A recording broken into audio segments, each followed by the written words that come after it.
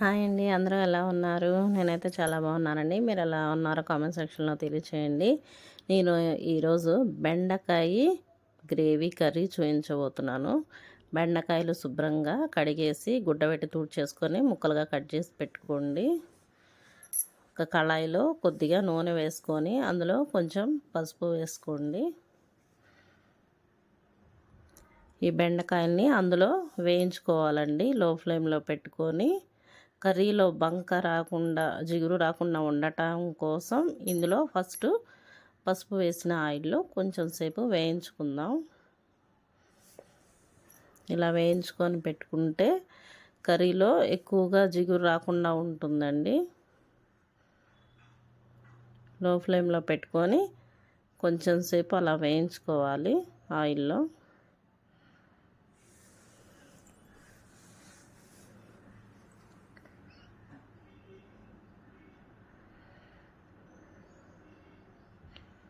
లైట్గా అప్పుడప్పుడు కలుపుకోండి. ఎక్కువగా కలిపేస్తే అవి చిత్రుగా అయిపోతాయి. కొద్దిగా వేయించుకున్న తర్వాత కళాయిలోంచి ప్లేట్లోకి తీసేసుకోవాలి.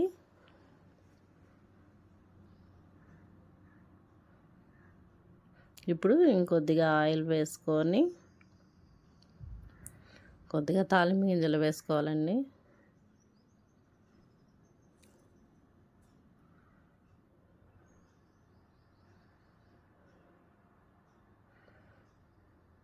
మీడియం ఫ్లేమ్ పెట్టుకోండి, మంట ఎక్కువగా పెట్టుకోవద్దు. ఇవి కొద్దిగా వేగాక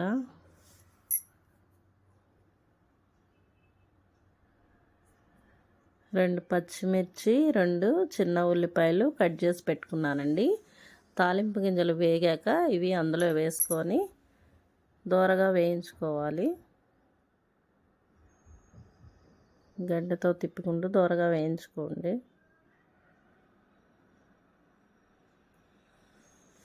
ఇవి కొద్దిగా వేగాక అల్లం వెల్లిపాయ పేస్ట్ వేసుకోండి.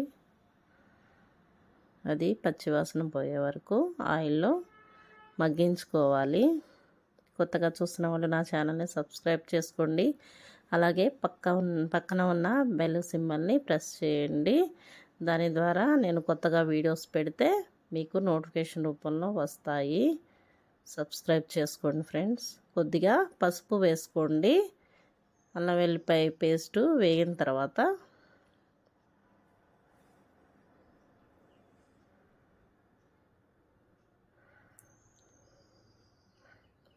పసుపు వేసుకున్న తర్వాత నేను 3 టమాటాలు, చిన్న టమాటాలు మిక్సీ పట్టుకొని పెట్టుకున్నానండి. ఆ పేస్ట్ వేసుకోవాలి అందులో. గ్రేవీ కోసం టమాటాలు మిక్సీ పట్టి వేసుకోండి. పెద్దవైతే 2, చిన్నవైతే 3. అది టమాటాది అంతా అందులో పేస్ట్ వేసేసుకొని బాగా కలిపేసుకోవాలండి ఆయిల్లో కలిసేలాగా.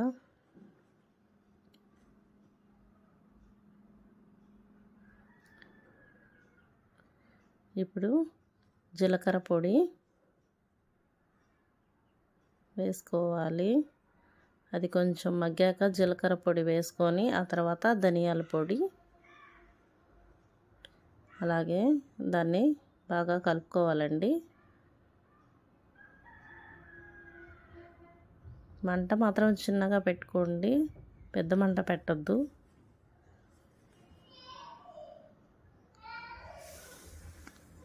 అలాగే మీకు కావాల్సినంత కారం వేసుకోండి.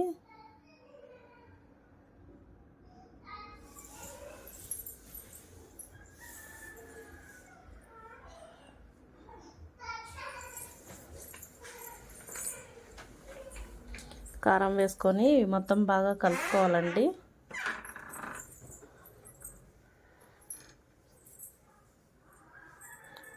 అలాగే ఇందులో కొద్దిగా గరం మసాలా వేసుకోండి.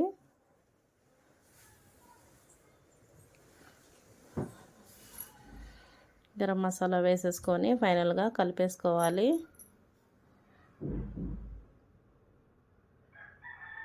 ఆయిల్ కొంచెం పైకి వచ్చేదాకా కలుపుకొని పెట్టుకోవాలండి.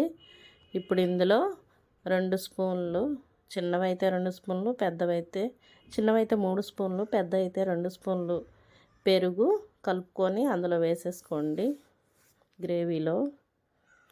ఇది బాగా కలిసేలాగా కలుపుకోండి. సిమ్లో పెట్టుకొని కలుపుకోండి, లేకపోతే పెరుగు ఇలా పగిలిపోయినట్టు అవుతుంది. అలా కాకుండా సిమ్లో పెట్టుకోండి. ఇప్పుడు తగినంత సాల్ట్ వేసుకొని కలుపుకోండి.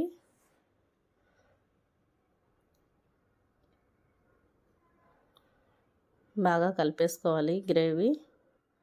ఆయిల్ పైకి వచ్చింది చూసారు కదా, అట్లా ఉండాలి గ్రేవీ.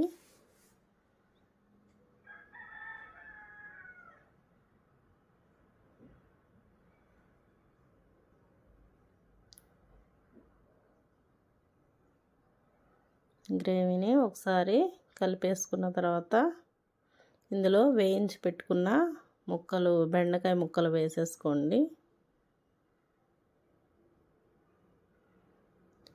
ఇవి పైన మరీ గట్టిగా తిప్పకుండా పైన గ్రేవీలో కలిసేలాగా తిప్పుకోండి. ఇలాగా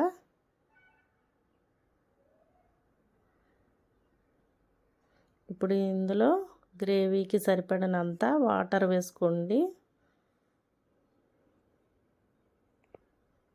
అది అలాగా నెమ్మదిగా తిప్పుకోండి. మరి గట్టిగా తిప్పేస్తే బంక అయితే ఖచ్చితంగా వచ్చేసిద్దండి, జిగురుగా అయిపోద్ది గ్రేవీ. లైట్గా మామూలుగా తిప్పేసుకోండి. కావాల్సినంత గ్రేవీకి సరిపడినంత కావాల్సినంత వాటర్ వేసుకోండి. నెమ్మదిగా మంచిగా తిప్పేసుకోండి. వీడియోని స్కిప్ చేయకుండా చూడండి. వీడియో చూసిన తర్వాత నచ్చితే లైక్ చేయండి, షేర్ చేయండి, కామెంట్ చేయండి. గ్రేవీని అలాగా నెమ్మదిగా తిప్పేసుకోవాలండి.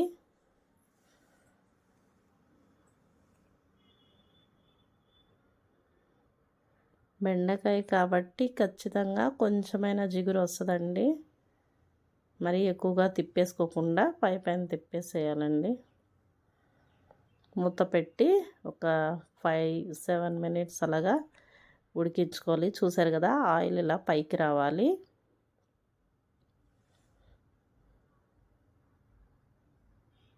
ఆయిల్ పైకి వచ్చేంత వరకు సిమ్లో పెట్టుకొని మగ్గించుకోవాలి. ఫైనల్గా కొత్తిమీర చల్లుకోవాలండి. కొత్తిమీర చల్లుకొని ఒకసారి తిప్పేసుకోండి. ఇదంతా స్టవ్ సిమ్లో పెట్టుకొని చేసుకోండి. ఎందుకంటే గ్రేవీ కాబట్టి మీరు మంట ఎక్కువ పెట్టారంటే అడుగంటిపోద్ది. సిమ్లో పెట్టుకొని చేసుకోండి. ఫైనల్గా కర్రీ రెడీ అయిపోయిందండి. బెండకాయ గ్రేవీ.